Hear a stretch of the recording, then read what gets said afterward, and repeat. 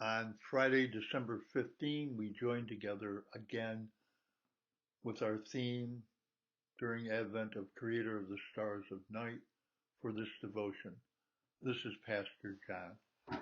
Our reading for today comes again from the Gospel of John, chapter 1. Listen to these words as the lesson begins. There was a man sent from God whose name was John. He came as a witness to testify concerning that light, so that through him all might believe. He himself was not the light. He came only as a witness to the light.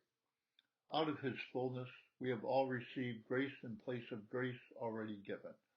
For the law was given through Moses, grace and truth came through Jesus Christ. No one has ever seen God, but the one and only Son, who is himself God and is in closest relationship with the Father, has made him known. Now, this was John's testimony when the Jewish leaders in Jerusalem sent priests and Levites to ask him who he was. He did not fail to confess, but freely confessed, "I am not the Messiah." They asked him, "Then who are you? Are you Elijah?" He said, "I am not." "Are you the prophet?" He answered, "No." Finally they said, "Who are you? Give us an answer to take back to those who sent us. What do you say about yourself?" John replied in the words of Isaiah the prophet, "I am the voice of one calling in the wilderness. Make straight the path and the way for the Lord." Now the Pharisees who had been sent questioned him. "Why then do you baptize if you are not the Messiah, nor Elijah, nor the prophet?" "I baptize with water," John replied. "But among you stands one you do not know. He is the one who comes after me, the straps of whose sandals I am not worthy to untie." This all happened at Bethany, on the other side of the Jordan, where John was baptizing.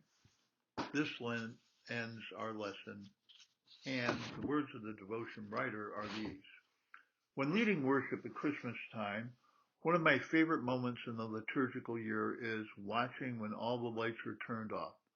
Silent night arises from the voices of the congregation, and the once dark space becomes ablaze. A little flicker of light can light up a large space. So often as followers of Jesus, we gather around light. We sit around campfires to sing and tell stories. We light a candle to mark the start of worship. We gather in vigil to mourn the loss of a beloved one or to renounce hate in our world. There is something truly holy about inviting light into a place where the darkness feels too mysterious, big, and overwhelming. It's an embodied faith practice and boldly proclaims faith and hope to a weary world.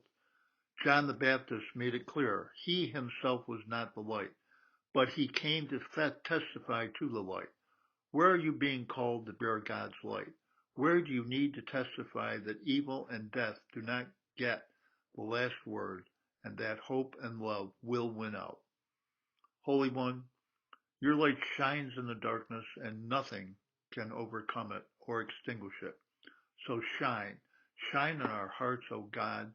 Amen.